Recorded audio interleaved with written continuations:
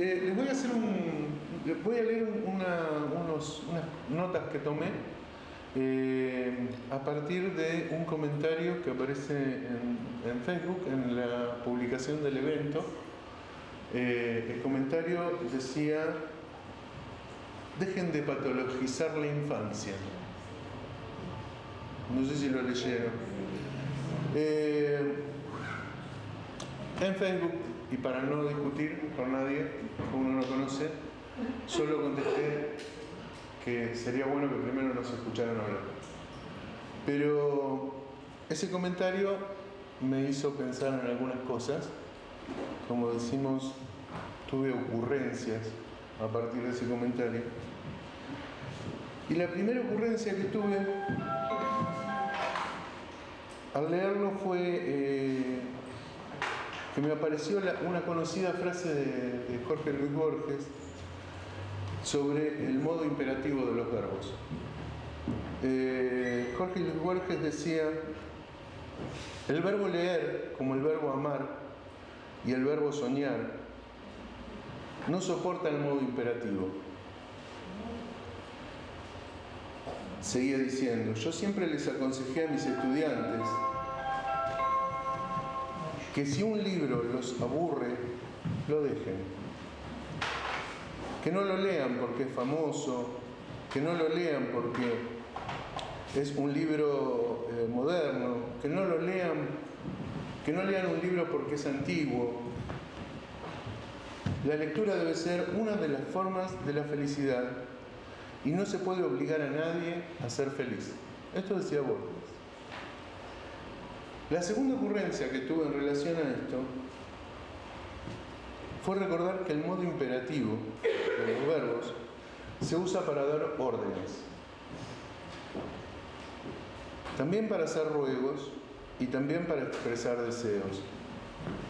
Pero en el caso de los ruegos y los deseos, el modo imperativo tiene como una forma más cordial, va acompañado con algunos modificadores más cordiales. En cambio, para los que tenemos algunos años y conocemos la palabra colimba, que representaba tres órdenes muy clásicas, que era corra, limpia, barra, a mí me sonaba así el modo imperativo de los verbos en ese momento. La frase concretamente me sonó a una orden: dejen de patologizar la infancia. Cuando un superior da una orden, digo, en el trabajo, la orden se cumple porque de lo contrario va a tener consecuencias. O sea, el lunes no falte, le vamos a descontar el sueldo.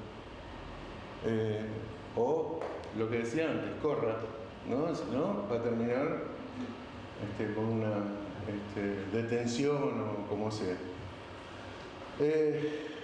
Yo me preguntaba ahí cuáles serían las consecuencias frente a esta orden que me daba alguien desconocido para mí, pero que me daba una orden: dejen de patologizar la infancia. Pensé en dos consecuencias inmediatas, que en realidad es una sola, pero que tiene dos elementos. Que se supone una posición oficial primero, o sea, la primera consecuencia es que se supone una posición oficial que patologiza la infancia. O sea, se supone ya que alguien que va a hablar de síntomas en la niñez patologiza la infancia. Primera cosa. A la vez, también me aparece una posición que yo llamo militante en contrario. O sea, si yo supongo que hay alguien que patologiza la infancia, entonces yo tengo la posición militante de no hay que patologizar la infancia. Pero hay un problema, que cuando se hace una militancia en contra de algo, como así es la estructura de la neurosis, lo que se hace es hacer el síntoma cada vez más resistente, ¿no? Lejos de evitar aquello que nuestro dicho hace suponer que queremos evitar, lo hacemos más resistente.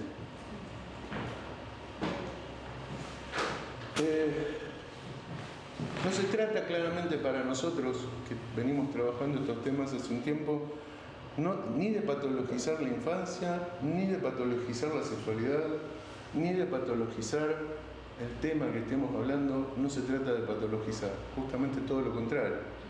Patologizar es meter en una cajita, nosotros podemos decir esto para que quede claro, como meter en una cajita que nos permita clasificar ese hecho y poder decirle tiene este nombre. Entonces lo clasificamos, lo metemos en una cajita y nos olvidamos de eso, o podemos hacer un pronóstico, un modo de tratamiento. Nosotros hacemos todo lo contrario. Nosotros justamente lo que no queremos es poner en ninguna cajita a ningún individuo, pensándolo en términos sociales. ¿Por qué? Porque se trata para nosotros de leer, no de patologizar, sino de leer los síntomas. En este caso, los que se hacen presentes en la infancia y por las particularidades de nuestra época. O sea, síntomas que se hacen presentes en la infancia y que tienen que ver con las particularidades de nuestra época.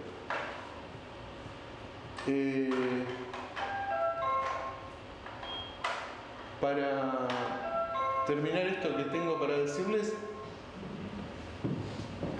algo que es una propuesta, por lo menos para pensar, que las posiciones militantes, ¿no?, como lo decía antes, son solidarias con aquellas que son sus contrarias. Y de esa manera las fijan y las hacen más resistentes. Esto lo decía ya, lo vuelvo a decir.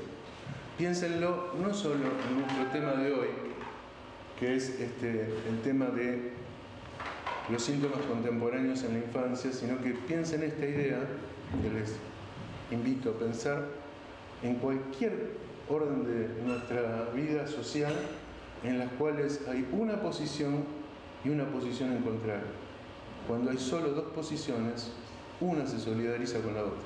Por más que parezcan que se están peleando, siempre están en una misma, sosteniéndose una a la otra.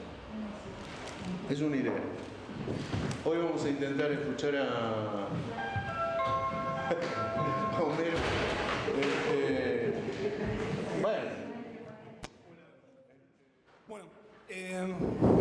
Buenas tardes.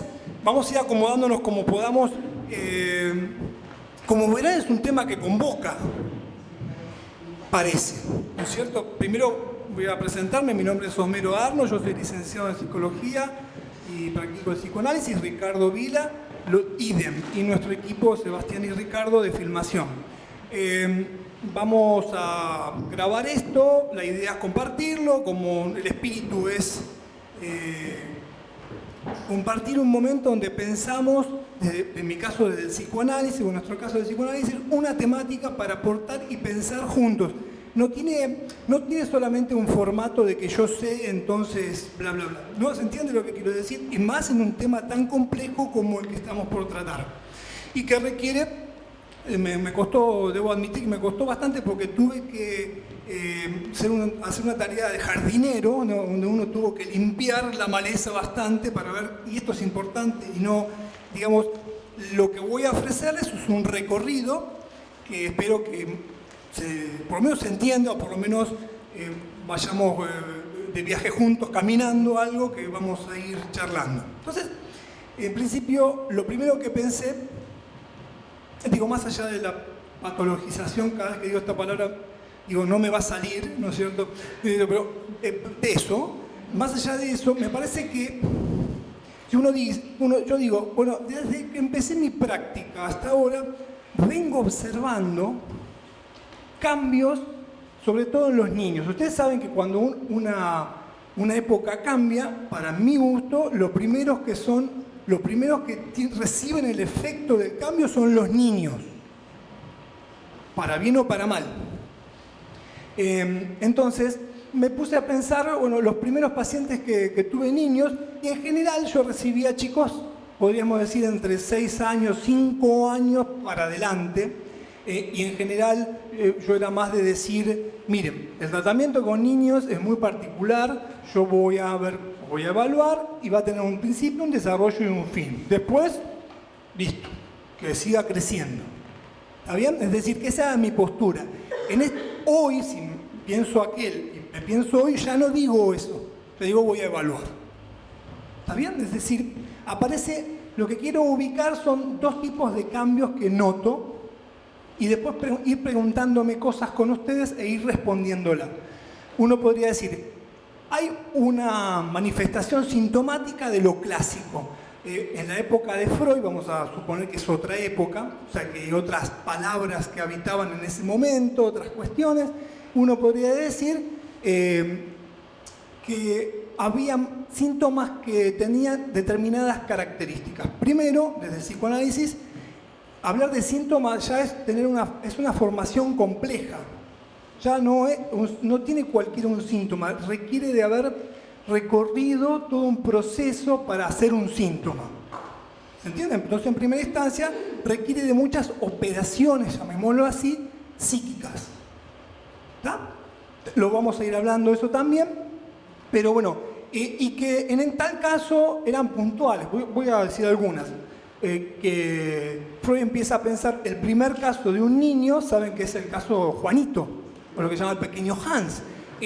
Es un caso que él hace o que él trabaja, no directamente, sino a través del padre.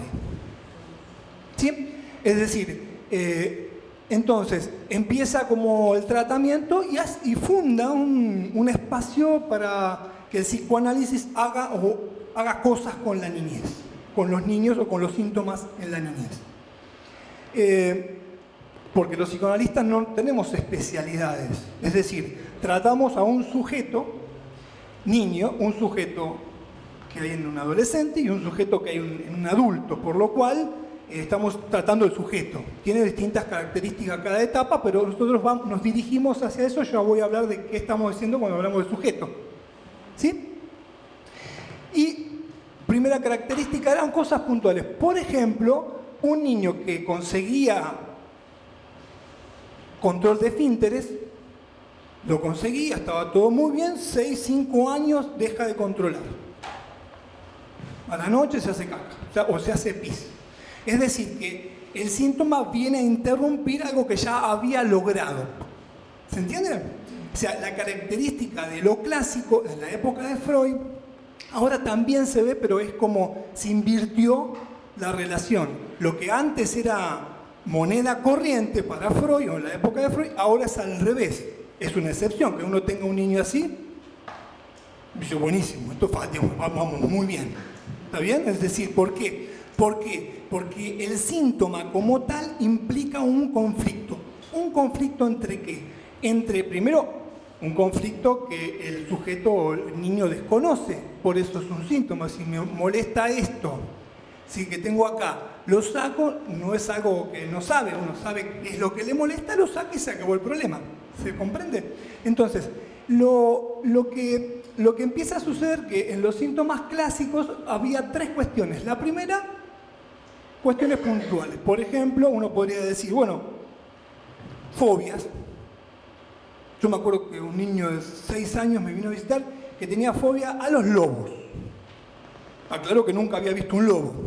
Y fue a partir de contarle, que la mamá le contó, mamá pobre estaba tan mal, empecé a contar Caperucita Roja y a partir de ahí empezó a tener miedo a los lobos. Y por ahí los lobos estaban arriba de la casa, entonces ahí se producía todo un tema, el lobo está arriba, yo voy a dormir en el sofá. Bueno, hay toda una problemática, se empezaba a desarrollar y a gestar.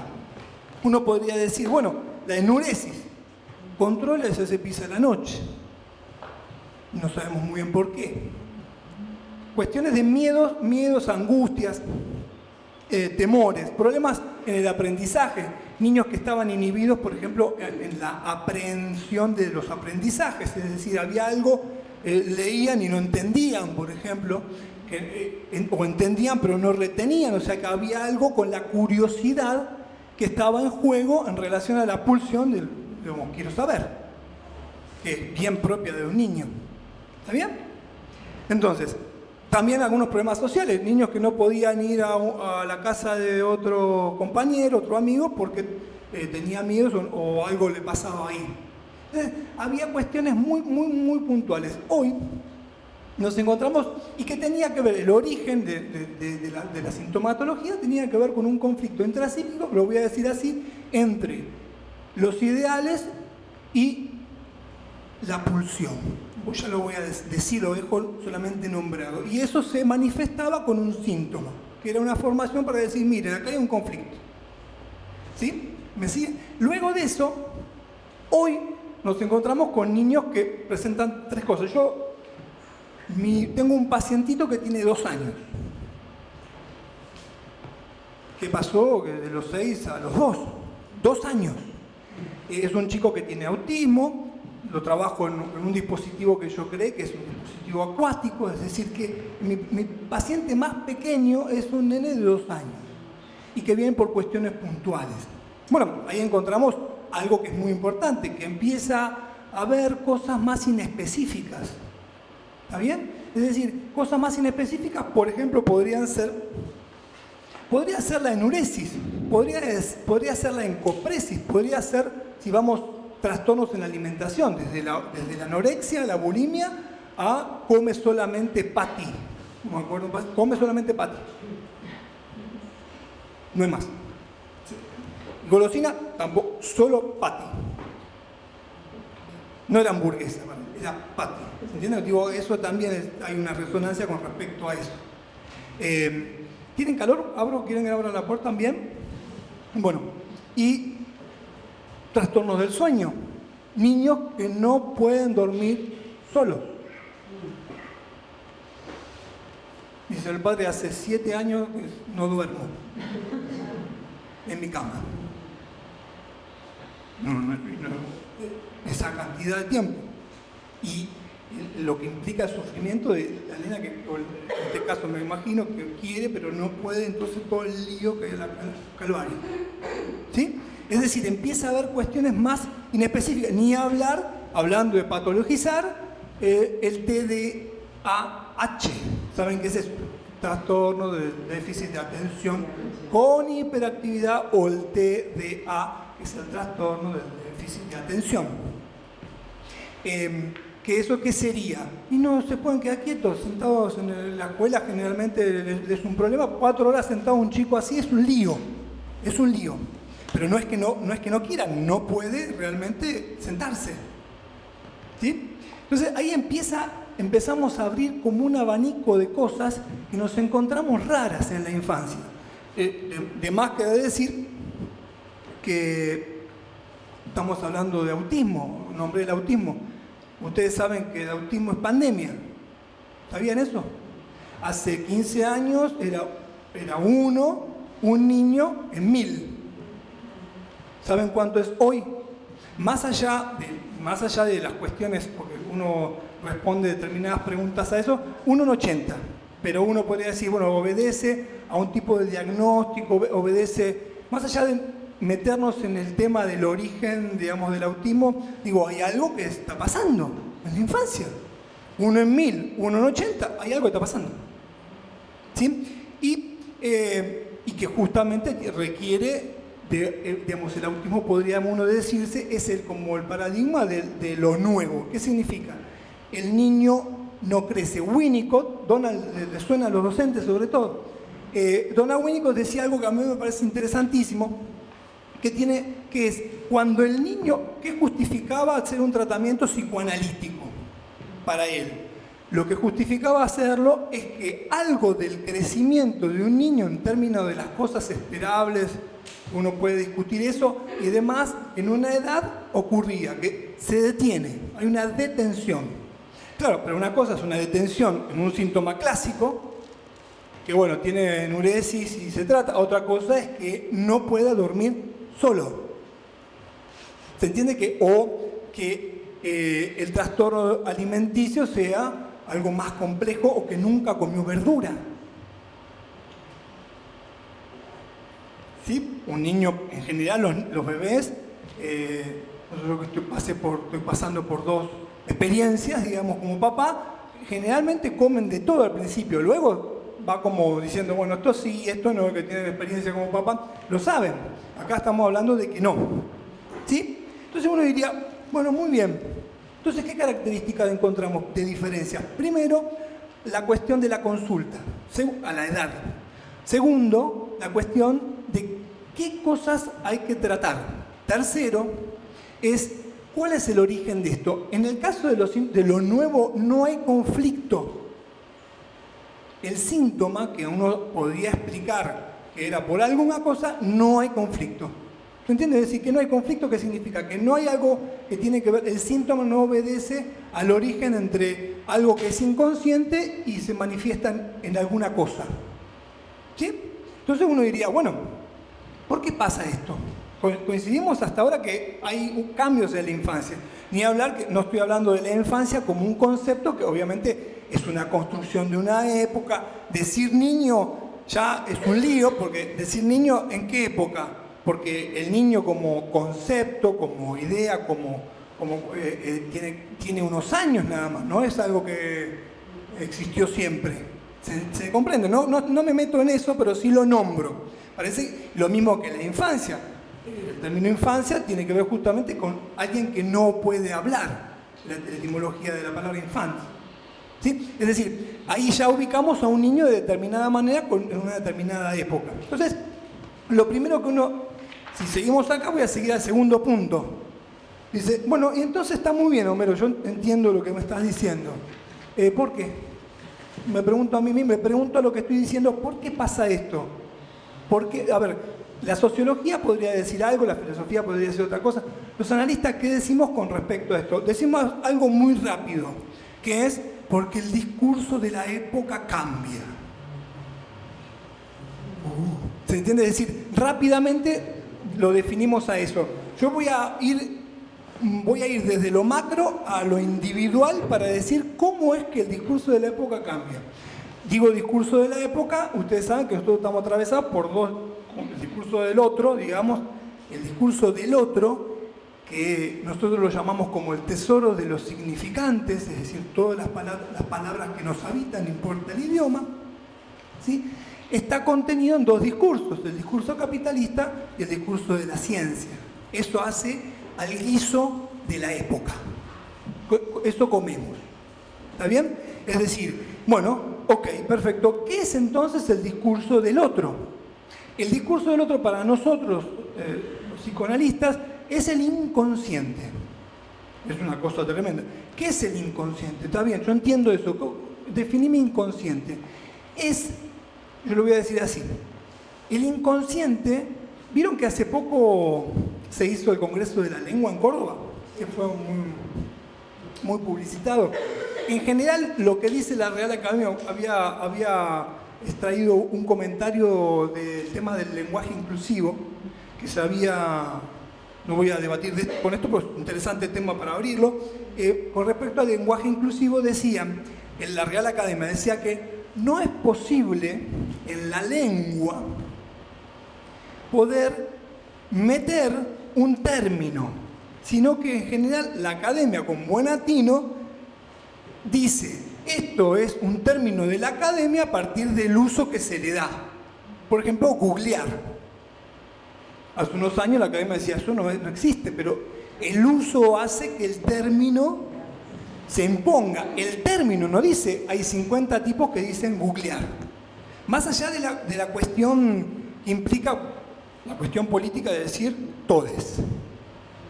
¿Sí? ¿Se entiende? Es decir, que ya es una cuestión política, ya uno lo puede usar con determinados usos que tienen que ver con otras cosas. Pero digo, el lenguaje como tal aparecen, se va como moviendo, tiene como vida propia, ¿no notan eso? Porque si no, no cambiaría la época. ¿Cómo hace para cambiar un discurso de la época? Justamente lo que intenta hacer, Freud tiene un texto muy lindo que se llama Malestar en la cultura, no sé si lo leyeron alguna vez. Él dice que, bueno, digamos, mi lectura de eso, dice que el mayor malestar en la cultura, en lo humano, se llama pulsión. ¿Y qué es la pulsión? La pulsión está antes que la cultura, que más que la palabra, que es lo cultural, ¿se entiende? Es decir, ¿qué es la pulsión? Es lo que es, diría, natural a lo humano. ¿Y qué es? La agresión, querer matar. ¿Se comprende? En los niños se ve claramente. ¿Los niños qué hacen? Empieza a haber un problema en los niños, sobre todo cuando comienzan lo social. En el jardín se ve claramente que lo que es placentero para el niño cosas que no son buenas. Por ejemplo, morder. Por ejemplo, pegar. ¿Se entiende? Por ejemplo, escupir. Por ejemplo, gritar. Por ejemplo, hacer berrinches. Vos ves al pibe que está feliz con el berrinche, está contento. Hay algo de placer en algo que va en otra dirección. A esto llamo lo pulsional. El lío de lo humano es lo pulsional. Entonces, en esta época, ¿cómo alojamos lo pulsional? Vieron que está de moda decir la violencia es tremenda, la violencia que hay. ¿Sí? La segregación. Vamos a hacer una charla en este año sobre la violencia y la segregación. Porque es algo que es tremendamente... Esto hace unos años no hablábamos de eso. Vayan a Europa. Bueno, no hay que ir muy lejos de Europa tampoco. Lo vemos acá tranquilamente, ¿no es cierto? ¿Se ve? Es decir, aparece algo que tiene que ver con un empuje. El inconsciente es lo que, yo diría, el discurso del otro, que es el inconsciente, es todo lo que uno identifica como lo que no es propio. Repito, todo lo inconsciente es todo lo que uno identifica como lo no propio. Todo eso es el inconsciente. El otro yo. Eso, en la parte, hay figuras. El diablo, el ángel, el otro yo, mi otro yo. Toda esa cuestión de que uno dice que eso empuja una y otra vez. Continuando, ¿voy bien? No sé cómo estoy en tiempo, pero porque quiero ir a lo puntual de los niños y a los síntomas y a trabajar estas cuestiones. ¿Cómo se produce el discurso del otro? Está bien, está todo muy bien. Qué linda abstracción que dijiste, hombre, muy lindo, divino. ¿Cómo es que se produce? Tiene un medio el inconsciente. El medio propone términos en esta época que nosotros los llamamos significantes amos, donde las personas se identifican. Por ejemplo, yo lo escucho mucho en mi consultorio. Soy depresivo. Soy depresivo. ¿Es algo? Soy depresivo. Para. ¿Sos o tengo depresión? Porque son dos cosas distintas.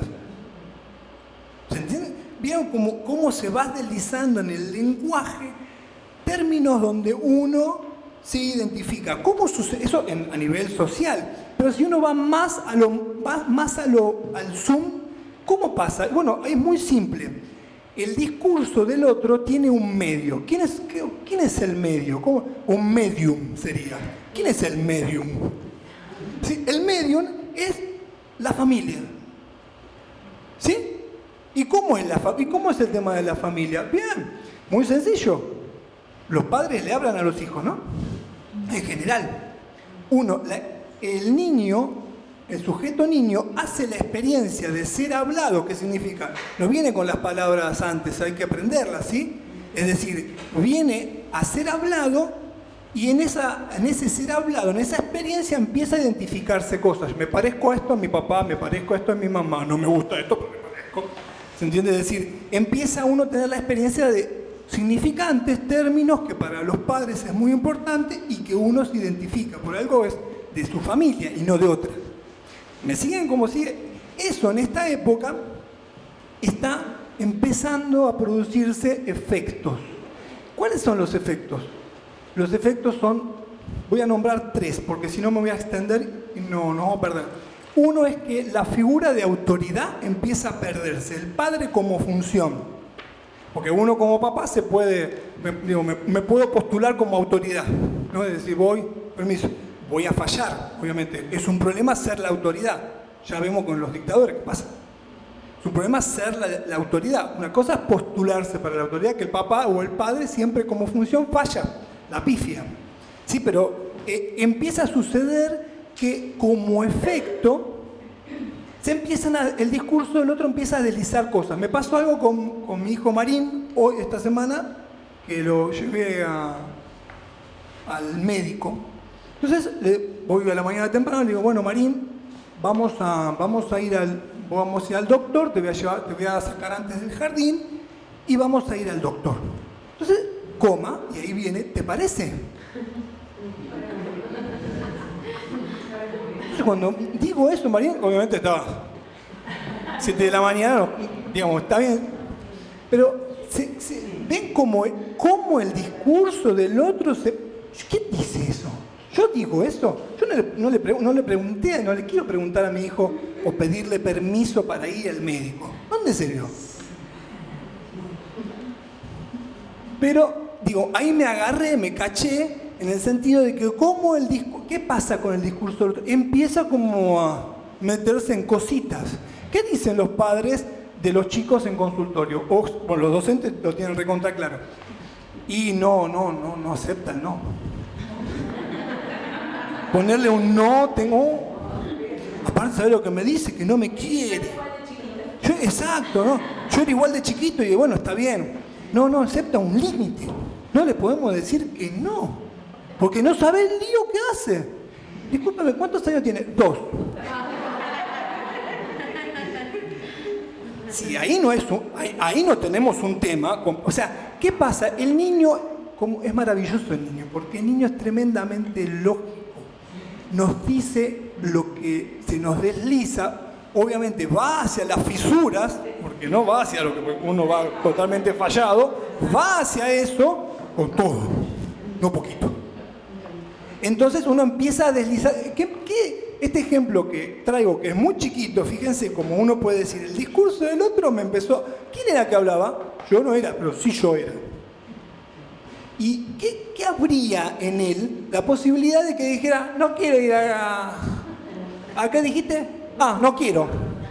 ¿Se entiende? Donde ahí se desliza eso, donde los padres empezamos a renguear, los padres, la autoridad, estamos hablando policía, maestro, estamos todos en el camino de los que nos proponemos como autoridad. ¿Sí? Si proponerse, fallamos. Pero ahora resulta que se produce un efecto que es el de cierto Miller y Lorenz, que son dos analistas que en la actualidad son contemporáneos, son importantes, por lo menos yo los sigo, dicen que es niño generalizado. Hay una desresponsabilización de la cosa. Pasa algo en el jardín y dice, ¿qué pasó? No, pará que lo que pasa es que le rompió la cabeza a un pibe. No, mi hijo no es así.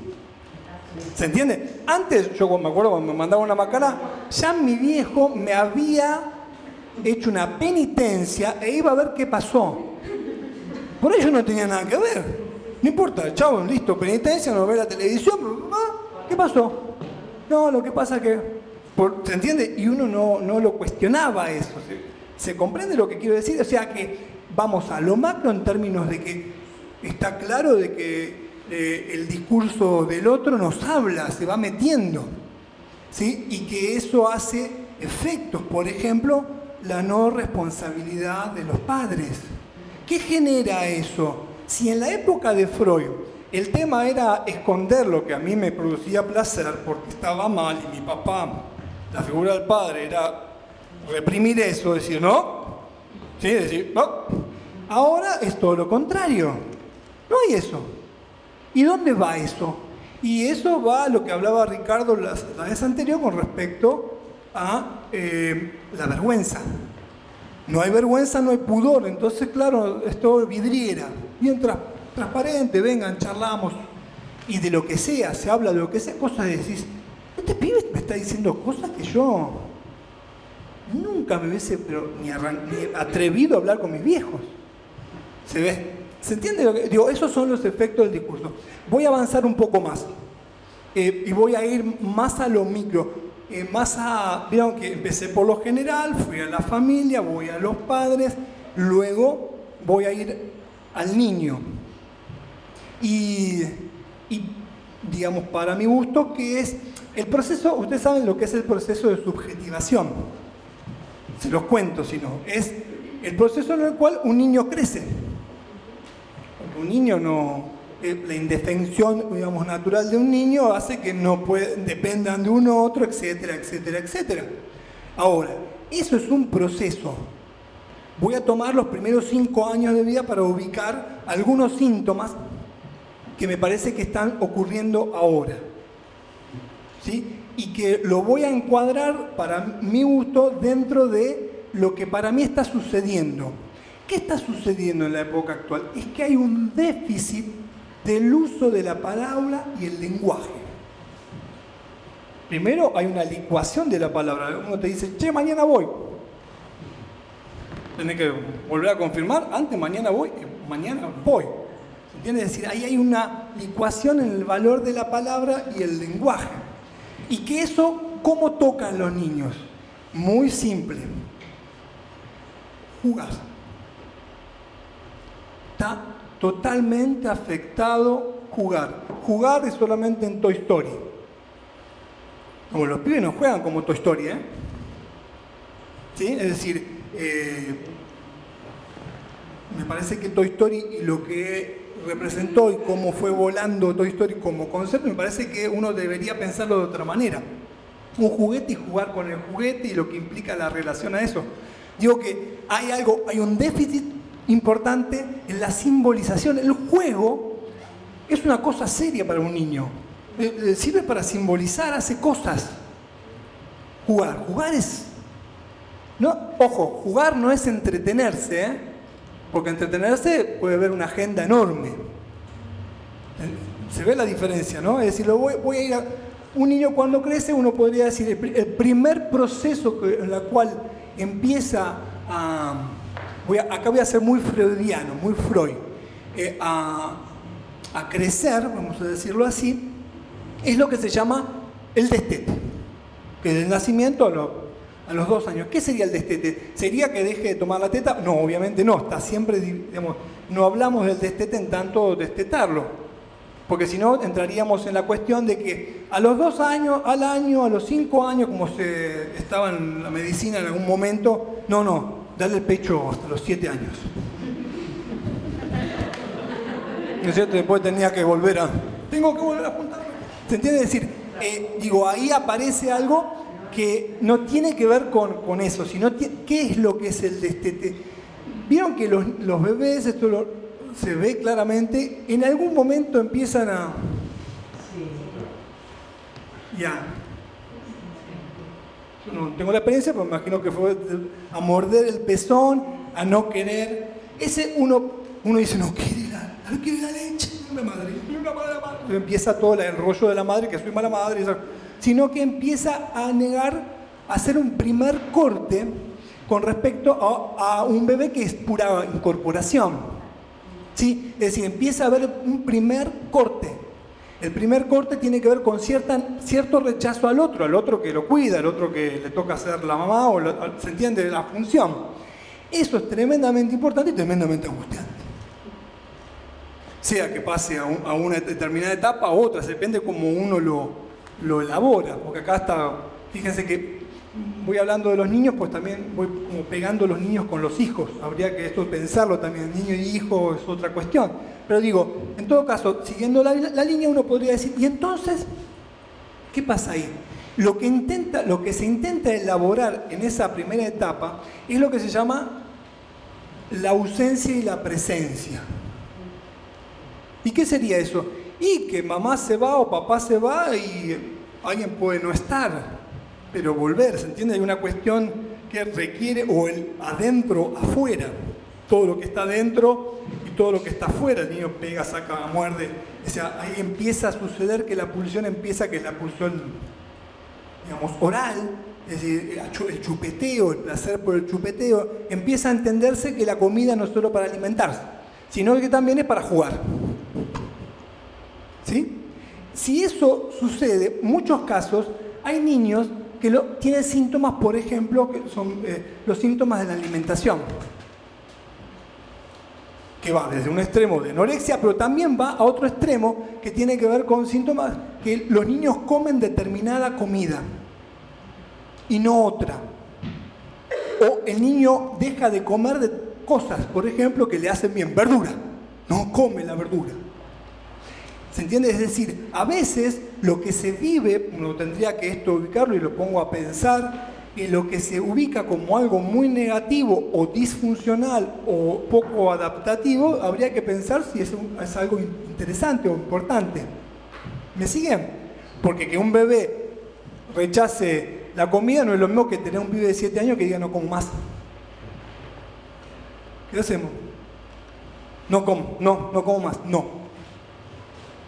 Entonces estamos hablando de otro tipo de síntomas, ¿entiendes? Donde ahí que podemos ubicar cierta falla en la simbolización de la presencia y la ausencia. Lo mismo que niños que no pueden dormir sin el contacto. Papá, mamá, vení. ¿Sí? Es decir, hay algo con la presencia y la ausencia. Ustedes saben que el tacto es lo que no admite la ausencia. Porque toco y soy tocado en eso. No omite la ausencia, no la admite. Entonces, y pibes que esto se ve mucho en el jardín, cuando hay pibes que tienen dificultad con la adaptación, donde uno nota que no es que está llorando porque hay algo con la mamá y con la mamá le cuesta, o uno puede leer, sino que hay pibes que empiezan a llorar de verdad, angustiadísimos. Es como si se le fuera algo del cuerpo, ¿se entiende lo que digo? Uno, por decirlo inespecíficamente. Entonces, empieza uno a entender algunas cuestiones que tienen que ver con niños que no pueden hacer la adaptación, niños que no pueden, pero que tienen esta característica, porque uno podría decir, bueno, que no haga la adaptación, en realidad la adaptación es para los padres en este caso, ¿no? Es una lectura mía, para que los niños, para nosotros, es básicamente la adaptación. ¿Me siguen hasta ahí? Entonces, fíjense que para poder ahí hacer un corte en la cuestión, uno tiene que poder rechazar al otro. La siguiente obtención para ir hacia el proceso es poder controlar esfínteres, que lejos de controlar esfínteres en términos orgánicos porque un niño con autismo puede controlar esfínteres, pero no significa que haya logrado el control de esfínteres, por lo que se llama la etapa anal. ¿Sí? Que la etapa anal es muy importante porque implica, a todo esto me olvidé de algo importante, que en general hasta los 2 años, vieron que los chicos hasta 2 años, yo lo veo mucho en Didier, que juega a una cuestión tiene miedo a la devoración. Si uno se torna muy devorador, vieron que las canciones infantiles hay una fantasía de devoración por parte del otro, ¿sí? Es decir, por ejemplo, mi hijo Didier le gusta, y a la vez más o menos, le gusta la canción de los de 5 ratoncitos. Vino el gato, fijo lo miró, ¿sí? Es decir, fíjense que el objeto mirada está, fijo lo miró, y a ese ratoncito, que en realidad se lo comió, lo ablandaron ahora en las últimas épocas y se lo llevó, o sea que lo secuestró. No sé qué es peor. ¿Se entiende? Es decir, entre secuestro o que se lo haya manchado. De última no sufre tanto, porque uno le lleva a eso. ¿Vieron como las canciones, ni hablar de la cuestión el elefantito? Yo tengo un elefante, un pita. Sí. Se cambian las canciones, cambian las épocas y siempre es para no traumatizar, ¿no? Tal cual, es para no traumatizarlo. Y por ejemplo, empiezan a aparecerlo. En el caso de Didier, él le tiene miedo a las arañas. Se fundó con una araña, pero se independizó. Ahora, por ejemplo, Marín tiene una toalla de Spider-Man, que hay que decirle Spider-Man, porque si le decís el hombre araña... Pues me cometí el error de decirle... Fíjense cómo los niños se relacionan con las palabras, no estamos hablando de las cosas tampoco, ¿eh? ¿Cómo nombra esa cosa? Es muy interesante. Bueno, vamos con Spider-Man, con la capa, vamos. Es el hombre araña.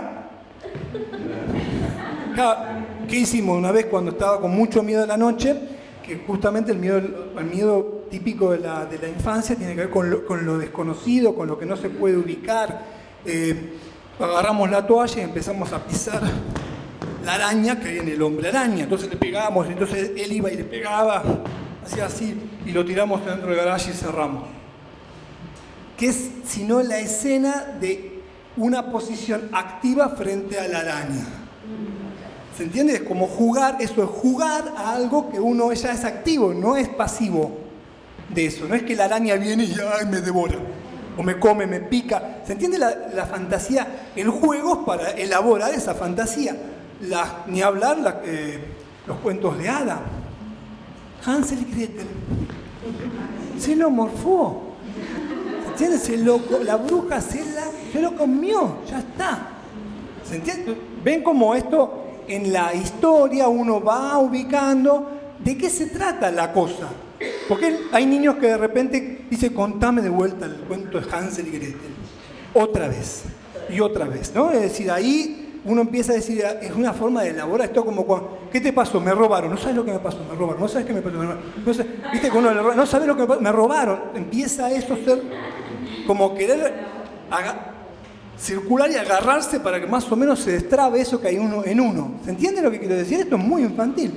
¿Se comprende?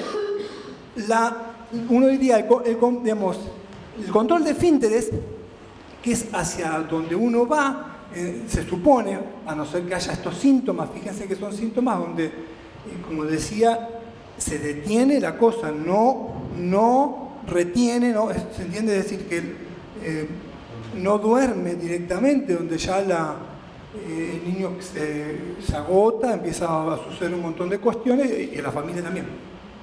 Entonces pasaríamos a la siguiente etapa, que sería la etapa, lo que llama Freud, anal, que es simple, es la transición de pasar una fantasía, que es la fantasía de poder dar algo a cambio para que no me devoren, vamos a decirlo así. Y ahí, ¿cómo es? Demasiada cosa, ¿no? Me va a comer. Bueno, tengo que poder dar, es como dar algo, y qué mejor que las heces. Es la gran primer simbolización del niño. Acá hay fallas tremendas en eso, que tiene que ver con el poder dar, por ejemplo, el tema de no controlar, la pelela, la comida. Toda la historia que haga en la pelela, habría que esto pensarlo muy fuertemente. En general los niños, digo porque no podemos generalizar y en el psicoanálisis menos, aparece toda una cuestión del ocultamiento, del ocultarse. ¿No? Que a veces los chicos van a un rincón y dicen, ¿qué estás haciendo caca? Entonces uno se esconde, entonces el otro va. Hay toda una cuestión que es muy importante de elaborar, que es la cuestión de en un rincón. O sea, el ocultarse de ser visto. Por eso el baño es algo que uno podría pensar, es un espacio de no ser visto. Y uno diría, ¿y dónde va la caca?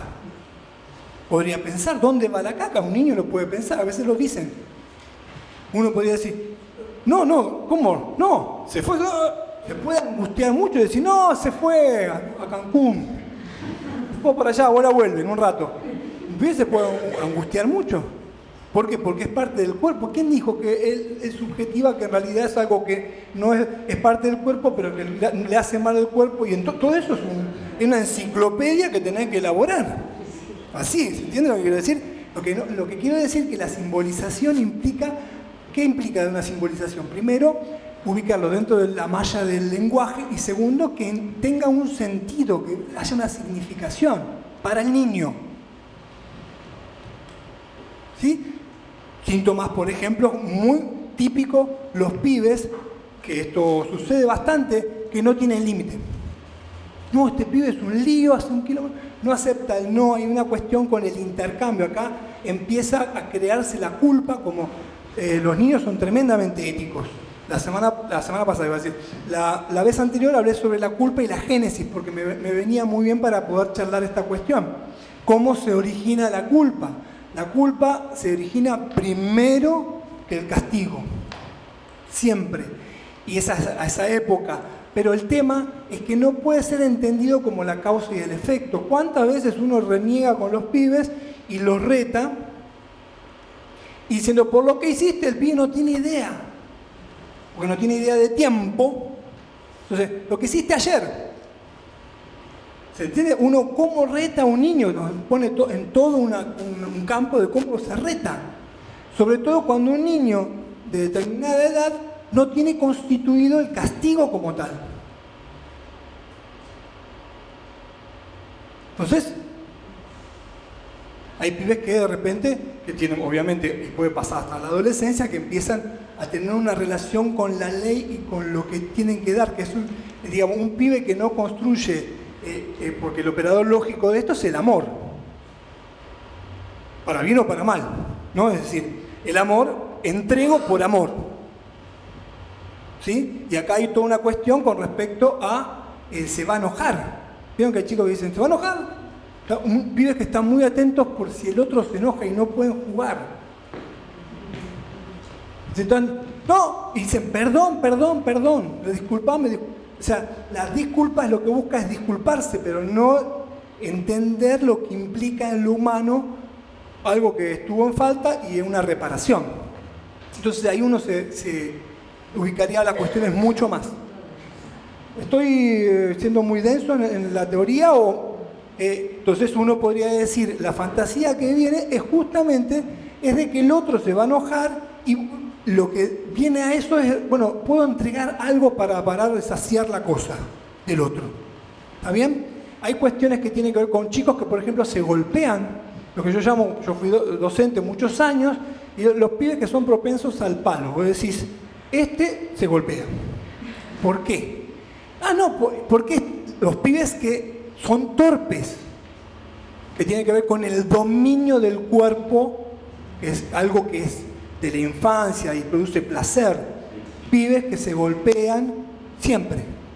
Yo me acuerdo que tenía en la colonia 2 o 3 que lo tenía una compañera, un ayudante, andaba a ver a él, porque sabía que se golpeaba. O sea, hay algo que empuja en alguien para caerse. Entonces uno se interroga. No, es así, es torpe. No. Uno está implicado en la torpeza. ¿Se entiende lo que quiero decir? Entonces, pibes torpes, pibes que, por ejemplo, tienen que ver con la cuestión de Olive, ni hablar con pibes que no controlaron nunca. O sea, ahí vemos que ya pasaron los 2 años, 4, van a los 7, 8, ¿se entiende? Es decir, ahí empieza 5 con pañales. Fíjense que a todo esto no estamos hablando de que entre en la cuestión el conflicto psíquico, estamos hablando de que se está constituyendo un niño y las fallas en la simbolización.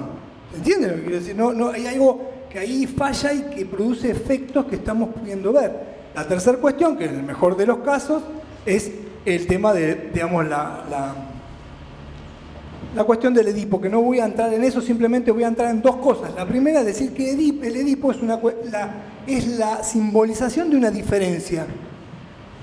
¿Sí? Es decir, la simbolización de una diferencia puede implicar la diferencia sexual, nenes, nenas, y con todo lo que implica el cuentito de Freud, que no me detengo en eso porque me parece que no es lo crucial en esto, sino la posibilidad de la culpa y el castigo. Ahí empieza, estamos hablando de 5 años.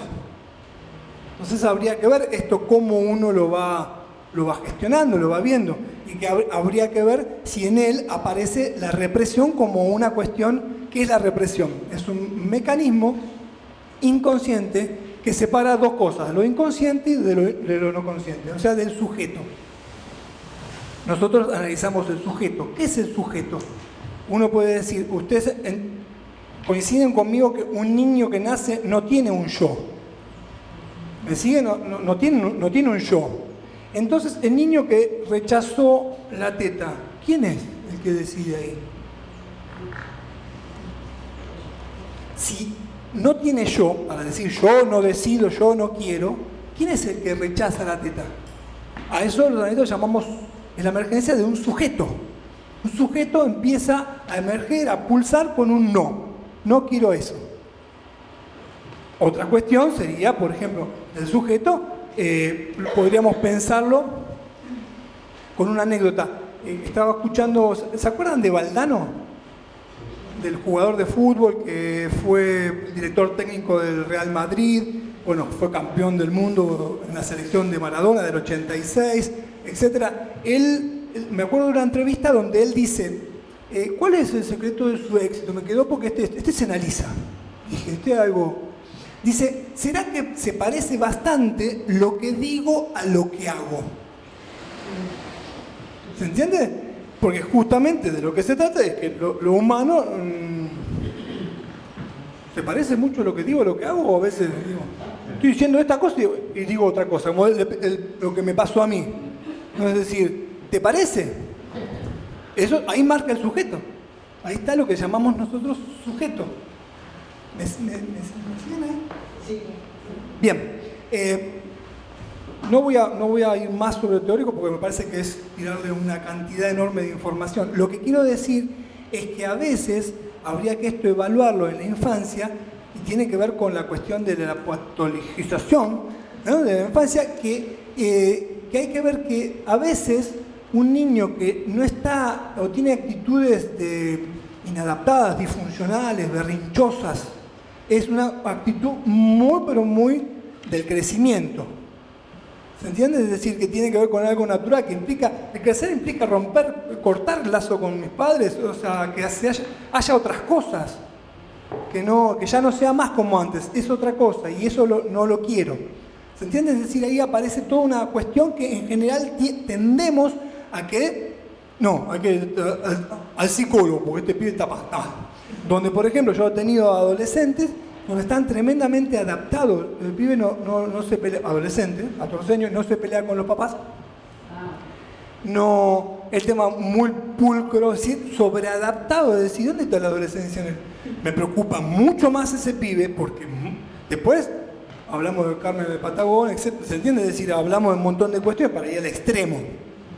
Me preocupa, a veces pero estudia, va muy bien, todo fantástico, ojo con eso. O sea que hay una idea ahí media compleja que tendríamos que ir pensando juntos. No voy a hablar más, tendría algunas cosas más que decir, pero quizás con las preguntas o los comentarios, lo que vayan diciendo, lo vayamos pensando. ¿Qué les parece? Bueno, ¿quién quiere preguntar o decir o...? Sí. Yo soy abuela. ¿Qué tal? Abuela. Y con mi nieto, para hacer caca, viene y pide que le pongan el pañal. Eso. Sí. ¿Qué edad tiene tu...? 2 años y medio. Bien. ¿Cuál es el problema? ¿Es eso natural? ¿Está bien? Bien. ¿Vieron cómo está muy bien lo que decís?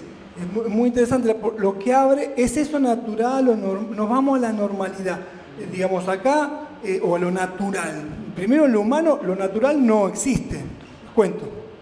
No existe. En general es una construcción. Digamos, 2 años y medio, uno diría, ¿cuál sería el inconveniente por ahora? Porque él tendría tiempo para darle, para que juegue. Por ejemplo, está dando en el pañal, uno tendría que ir lo está dando, está sacándolo del pañal, uno diría, hay algo con la contención y el dar.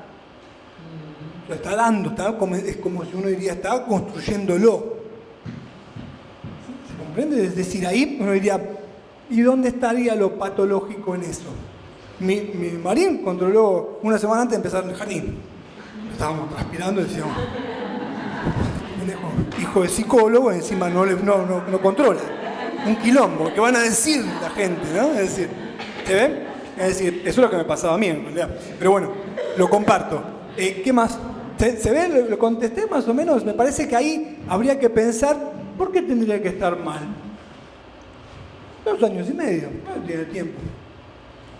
Hay que ver cómo es acompañado, porque uno diría, cuando hace eso, ¡no lo hagas! ¡Tenés que hacer la cámara! O sea, ahí empieza a actuar el otro, porque la subjetivación es con otro, con la abuela, con la madre, con la tía, con los que...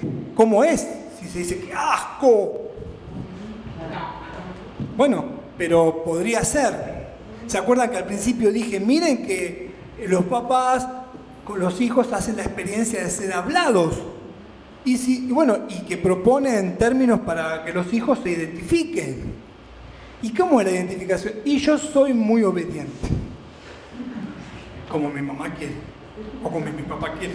Pero también puedo decir, si le repetimos, son muy tontos, o por decirlo así, se lo van a empezar a creer y lo van a regalar porque los aman. Es decir, que también es un término que se puede identificar uno. Me parece que habría que, y acá voy con las conclusiones, habría que encontrar cierto discurso donde aloje a los chicos de una manera amorosa, no expulsiva, ¿se entiende? Es decir, ahí habría que ir viendo. Sí. ¿Qué más? ¿Comentario o pregunta? ¿Quién quiere? ¿Dije todo tan bien? Sí. Yo soy maestra en un jardín maternal y trabajo con niños de 2, así que todo lo que dijiste... Va bien, estuve hablando. El tema cuando aparecen las mordidas, que es un tema terrible, digamos, de angustia, los padres, para el maestro, para los chicos, cuando Sí. uno lastimado, el que muerde y se arman así como revolución. Por más que yo sé hablar mucho, explicar, que está el tema del lenguaje también no desarrollado, que es la forma de comunicarse de ellos, de que los juguetes, de solucionarlo así. Sobre todo porque hay algo muy puntual, que el morder es placentero. ¿Sí? Es decir, ahí estamos hablando del choque de lo que me es placentero y no. Los pibes, ¿por qué son tan morales? Es una cuestión, la culpa es una cuestión muy de la cuestión ética y moral. Los pibes son muy éticos en relación a que, o la edad de los buchones que empiezan a decir, ¡ay, hizo esto, tal cosa, tal otra! De los 5 años empiezan a decir, ¡señor, hizo tal cosa! No, es decir, ¿pero qué es eso?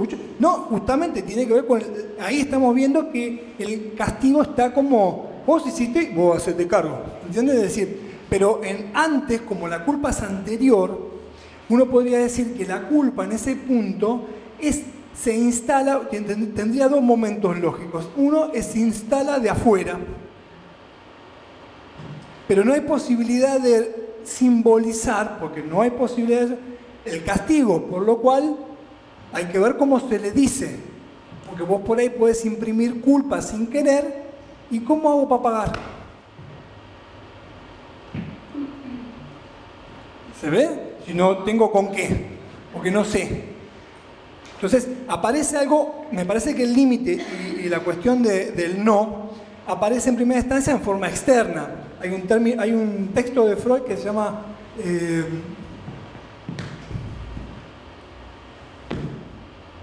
Psicología del Colegial, que habla sobre esta cuestión en relación de que cómo se desplaza la autoridad de la familia al maestro.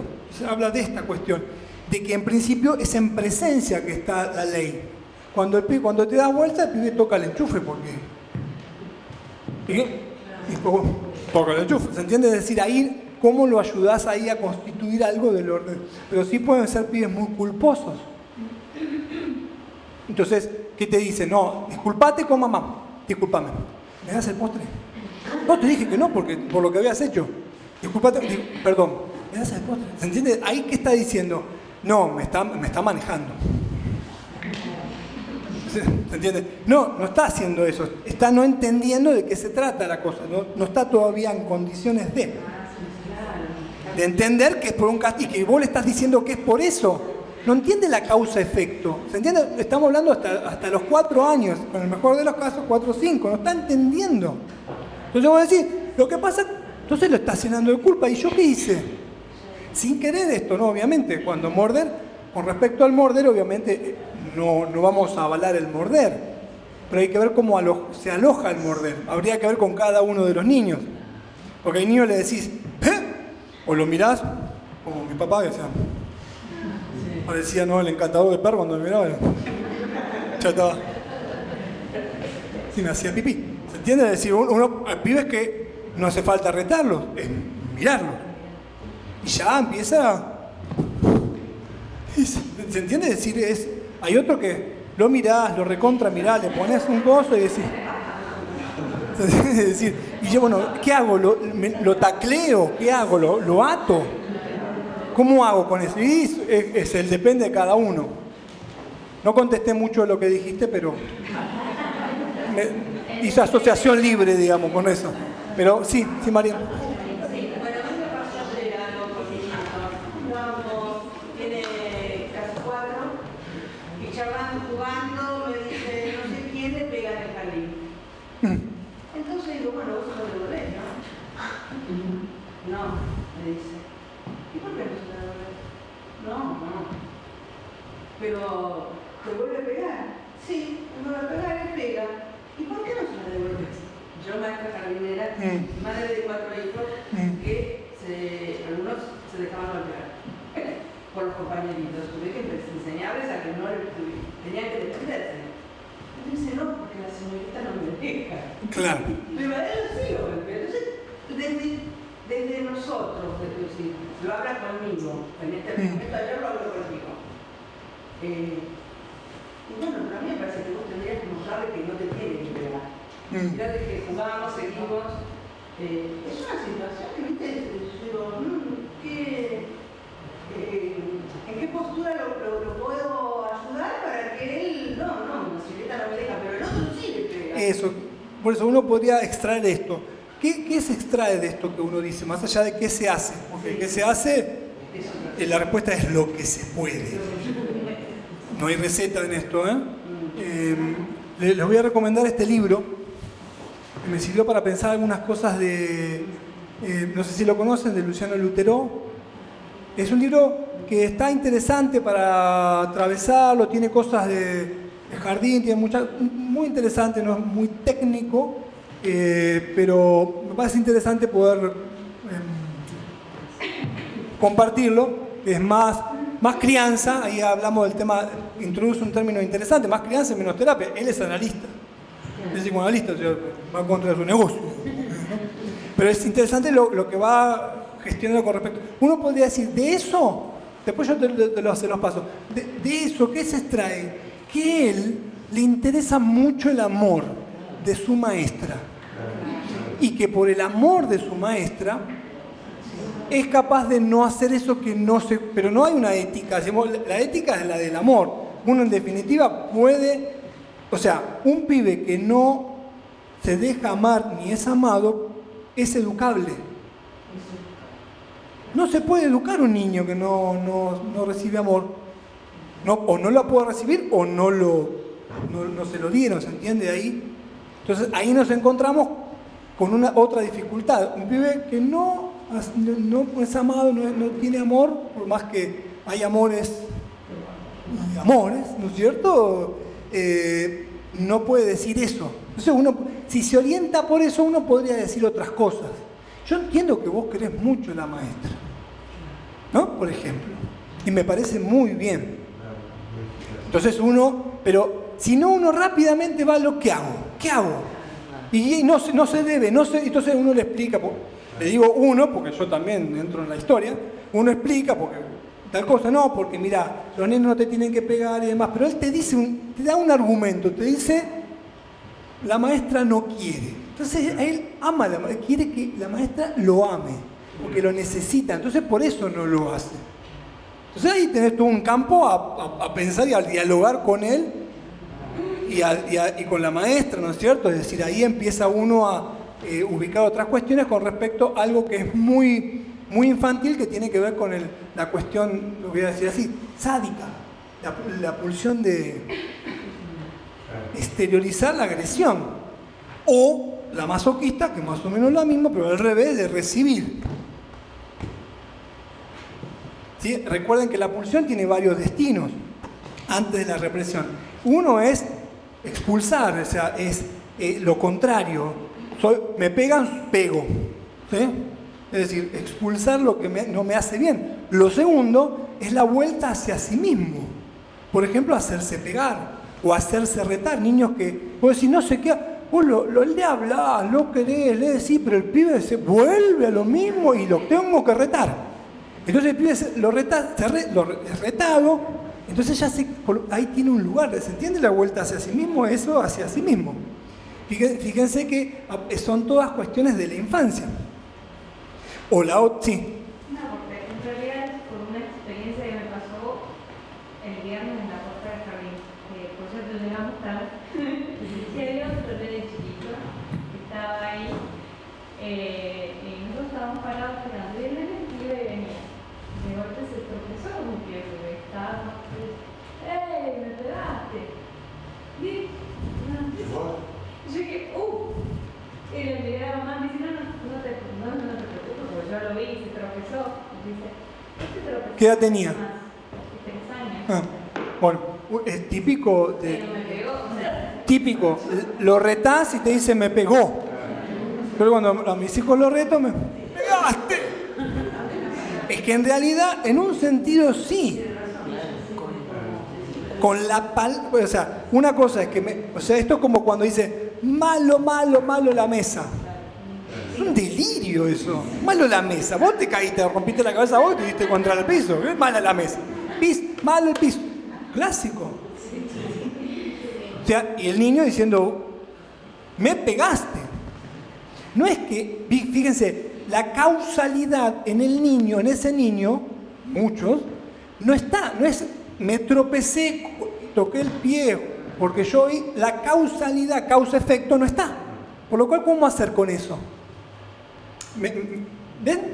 Entonces uno puede decir, interesante ejemplo hermoso, porque donde esto es típico, lo retás y decís, me pegaste.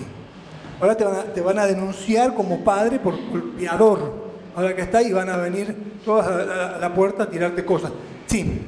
Primero, vi un caso que quizás lo vieron mucho en la televisión, cuando un abogado llegó al nene a la televisión Sí.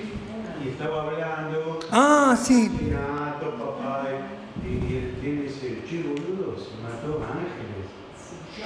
Ahí. Pues fíjate que el nene, si ese nene, póngalo en el Ministerio de Justicia, ¿no? Porque es una evidencia, ahí está frente a una mentira o a lo que él escuchó. Porque son seres muy éticos. Claro. Tremendamente éticos. ¿Se entiende? Tremendamente éticos. Claro, tal cual. Pero estaba diciendo una verdad, ¿viste? Tal cual, tal cual. ¿Algo más? Yo me quedé pensando en cómo alojamos lo funcional, porque yo tengo un hijo que tiene 13 años y vino con un problemita con una profesora, porque le dijo la profesora que no siga haciendo el Tecniletras, que era para la otra clase, que yo le había dicho que no haga eso en clase y lo hizo, y la quiso agarrar a piñas. Bien. O sea, y no sé cómo manejar esa situación, porque yo hablé con él y quiero disculparme con la profesora también, porque... Fíjense lo que sucede, uno quiere disculparse, que está bien que uno se disculpe, fíjate, está trastocada la cosa. Primero hay una cuestión ahí que uno podría pensar que la relación de él con la autoridad. Sí. Habría que preguntarle por qué, habría que indagar. Yo, más que hacer, iría a por qué él quiere pegarle. ¿Cuál es el sentido? Ir hacia eso. Quedar como ridícula delante Bien, de los entonces uno demás. podría decir, bueno, sí, Fernando. No tiene relación con lo que decía ella, que la respuesta de la abuela fue ¿por qué vos no le pegaste? En vez de le contaste al maestro que él te agredió, como para que el adulto médico.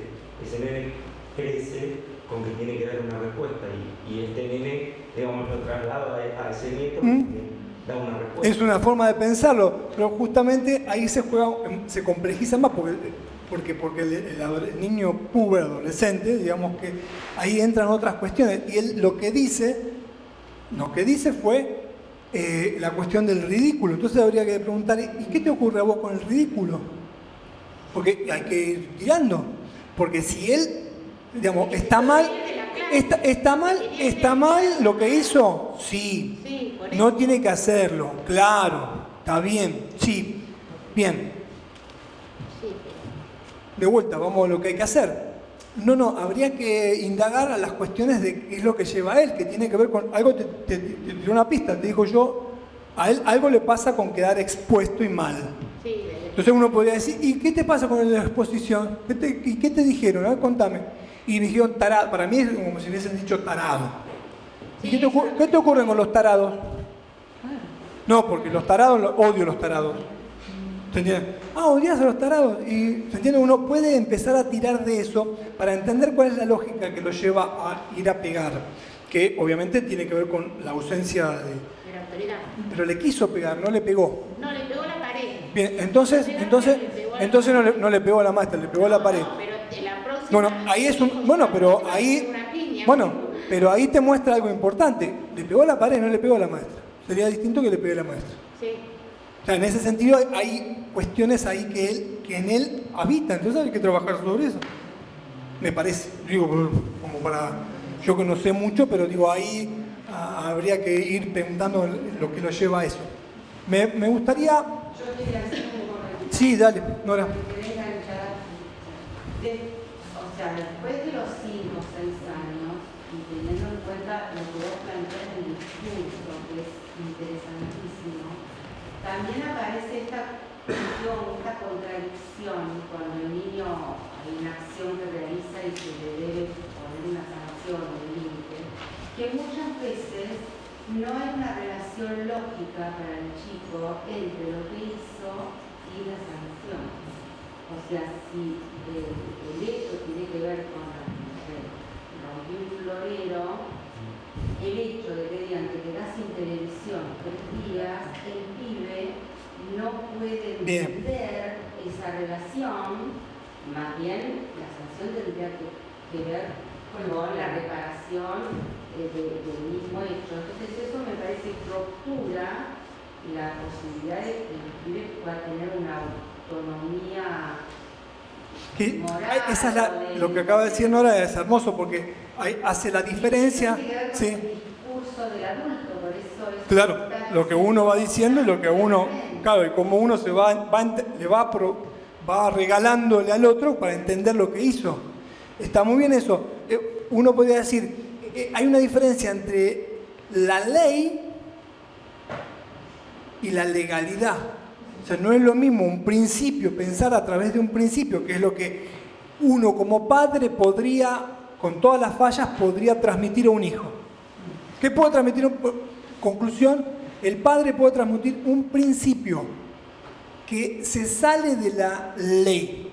Porque la ley primero, es como tratar de arreglar un lío entre los padres que están separados vía abogados. A veces es necesario, pero digo, el lío no se arregla, se intenta regular. Entonces ahí aparece la diferencia entre lo que sería la legalidad y lo que sería la ley. Entonces, si un padre, y no estoy diciendo un padre en el sentido de mamá o una mamá puede ejercer la función del padre, diciendo esta cuestión, por ejemplo, que tiene que ver con los premios, me estoy sintiendo mal, y los castigos. ¿Se entiende lo que quiero decir? Digo, ahí habría que ver el alcance de lo que uno podría hacer si lo hace para entender este concepto, que sería regalarle un principio. Con fallas, obvio, va a fallar uno. Porque también uno dice, bueno, uno también está dentro de eso, pero papá, vos pasaste un semáforo en rojo. Tiene razón. ¿No? ¿Se entiende la diferencia? ¿Y qué va? El niño va al donde falla uno. Total. Uno se la tiene que bancar. ¿Se entiende? Porque como papá se la tiene que bancar. Entonces ahí me parece que es interesante lo que dice en relación a cómo uno imparte dentro de un castigo y de qué manera y desde qué lugar estamos. Por eso digo que estamos bastante desorientados en eso. Viene bien esto, ¿no? De ir pensando otras cuestiones. Sí. Yo creo que hay que enseñarles de chiquitos a hacerse responsables de lo que hacen, ¿no? De sus acciones, que todas las acciones tienen consecuencias o que tienen que hacerse cargo de lo que hacen. Me pasó, no voy a dar nombres, me pasó en la sala, que estábamos haciendo una actividad y mientras yo terminaba de poner los nombres, claro, se quedaron sin la hoja y siguieron con la mesa. Siguieron con la mesa, escribieron la mesa, y los otros se dieron cuenta que había algo ahí que no estaba, que no era correcto. Sí. ¿Qué pasa? Seguimos con la mesa. Entonces, bueno, ahora, listo, lo van a limpiar, no, hasta que salga, no paren hasta que salga todo, porque con crayones, mujeres en género, me senté de otra hoja y seguí, ¿no? Y yo digo, gracias a Dios que salió. Claro, bueno, gracias a Dios que salió todo, porque si no te uno diga, Dios en esto no tuvo nada que ver. En esto Dios no tuvo nada que ver, era darle masita a la mesa y sacarle el crayón, claro. El pensamiento fue gracias a Dios que lo pudimos sacar, que salió, porque si no fuimos así. Eso, bueno, ahí tiene hasta las 5 de la tarde seguido para ver si sale o no. Bueno, ahí fíjate la relación a la palabra también, sí. Y en relación a lo que había mencionado yo anteriormente, que creo que entendí lo que quisiste decir, pero me equivoco. ¿Qué pasa cuando se extiende el comportamiento del niño en una etapa más allá de los años esperables? Vos mencionaste el tema del nene que tenía que pedir perdón a los 4 o 5 años y decía, bueno, perdón, no la cosa. Como que no hacía la conexión. Sí, el disculparse no es lo mismo a entender el circuito de la culpa y el hacerse capaz. No, pero tú dijiste entre los 4 y los 5. ¿Qué pasa que se extienden los 6, 7, 8? Bien, te estoy justamente hablando de esos síntomas que trasciende lo que uno pudiera esperar en una edad determinada. Ahí habría que consultar. O sea, por lo cual acá se nos plantea una cuestión. ¿Cuándo consultar y cuándo no? para no patologizar, pero tampoco para irme del otro lado. Entonces ahí tiene que ver también con la función que uno va y lo que va pensando en relación a lo que, cómo sus papás también lo educaron, acá hay varias cuestiones. Y también cómo uno como padre o como madre se banca las cosas disfuncionales, no me hace caso. O sea que, ojo, que por ahí en el reto lo que se te escapa es tu impotencia y no el enseñar, no es lo mismo. Me parece que en el castigo, y habría que esto pensarlo, no, por eso, ya, está muy bien, es un padre que se hace responsable, claramente. ¿Se entiende lo que quiero decir? Digo, disculpen, pero voy a este punto, me parece importante, pero digo, hay que ver si el tema del premio y el castigo no tiene más que ver con cuando uno, ¿viste? Le dice, una cosa es jugar ¿viste? Cuando uno, es claro, cuando se calienta, de verdad, el nene empieza como, o cuando uno juega el enojo. Acá tiene que ver con el jugar. Digamos, si uno juega esto, hay que limpiar, bueno, menos gracias a Dios, bueno, ahí hay una cosa más blanda, porque ella es mala. Porque ella es mala claramente. Eso, mi hijo me dijo que no me quiere. ¿Se entiende? Decir, ¿cuál es el problema? Se la pasan diciendo mal con los 2 o 3 años, malo. Hay toda una cuestión que se mezcla, por eso digo que tuve que limpiar bastante para ir como pensando estas cuestiones de qué viene de la idea, por lo menos mi intención era ofrecer puntos, como una especie de carretera, y ir viendo, orientándose, bueno, por dónde una cosa, por dónde otra. Eso es a pensar. Claramente lo que tenemos en teoría no alcanza porque esto es nuevo. ¿Sí? Es decir, y con respecto a lo que decías vos, Karina, con respecto a la pulsión no se puede eliminar. Es el problema más grande del humano. Hay que hacer cosas, pero no se puede eliminar. Son algunos dibujos, pero hay que hacer cosas. La pulsión puede sublimarse, como diría uno, digamos, Freud en el mejor de los casos. O sea que puede ser arte, puede ser... Bueno, y justamente eso hay que evaluarlo y ver si hay una dificultad a eso, no, eso lo irás pensando. Pero bueno, la vez que viene vamos a hablar de un tema espectacular. Un tema que tiene mucha promoción y marketing en la actualidad, que es más, hablamos todo el día de eso. La muerte. O sea, justamente no. La vamos a hablar y vamos a invitar a la doctora Rostán, que va a hablar desde la medicina, la muerte desde la medicina. Ricardo va a desarrollar el tema desde el psicoanálisis. Por ahí digamos algo con Ángela también. Y vamos a invitar a una persona que es teóloga y filósofa para que también despleguemos de ese lado, y están todos invitados para el 11 del mes que viene a esta misma hora para hablar sobre algo que cae sábado a la misma hora siempre. ¿Sí? Así que los que quieran ver las anteriores conferencias y demás, se meten por Facebook en Psicoanálisis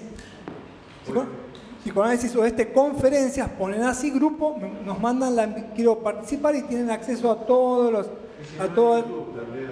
en YouTube también, Psicoanálisis Oeste. No hace falta que se metan al grupo si no quieren ser molestados, sino que ahí acceden a varias conferencias que hemos desarrollado. Bueno, les agradezco mucho, les agradecemos mucho, nos vemos la próxima.